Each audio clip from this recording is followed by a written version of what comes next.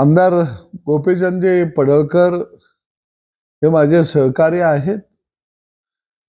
निश्चितपणानं त्यांनी जे आदरणीय बापूंच्या विषयी वक्तव्य केलं त्याचं निश्चितच समर्थन होऊ शकत नाही आणि मी करणारही नाही आहे।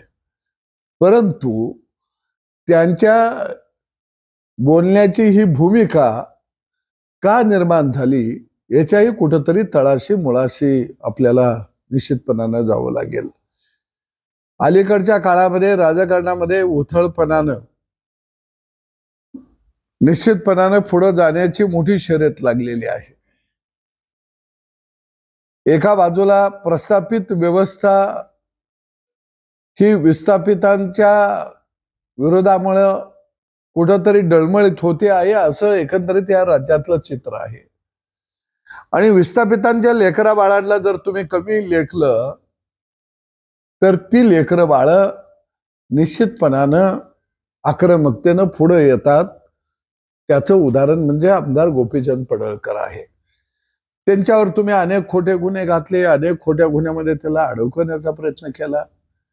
एका लग्नातलं भांडण गावगाड्यामध्ये असे भांडणं होतात लग्नात त्याच्यात आणि मग पोलीस स्टेशनला ते केस स्ट्रॉंग व्हावी मग म्हणून वेगवेगळ्या खोटे नाटे आरोप त्याच्यामध्ये चार्जशीटमध्ये लिहिले जातात।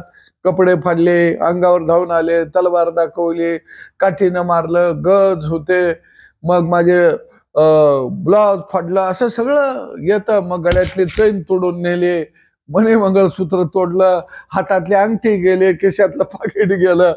हे गावगाड्यामध्ये वर्षानुवर्ष चालत आलेलं आहे। आणि तुम्ही जर त्याला सगळे मंगळसूत्र चोर बनायला लागला, अरे ते लग्नात भांडणात झालं तर आणि ते खोट्या केशी दाखल होत्या। मग मला वाटतं की महाराष्ट्रातल्या स्वतःला जे ज्येष्ठ म्हणत आहेत, श्रेष्ठ म्हणत आहेत, तुमच्या तर तोंडातनी असली भाषा सुटते का रे बाबा? तुम्ही काय महाराष्ट्राला द्यायला लागलाय? आणि म्हणून मला वाटतं आमदार गोपीचंद पडळकर यांनी सुद्धा काही गोष्टी राजकारणामध्ये पोटामध्ये घालायला शिकलं पाहिजे। सगळ्याच ओठावरती आणून निश्चितपणानं चालत नाही।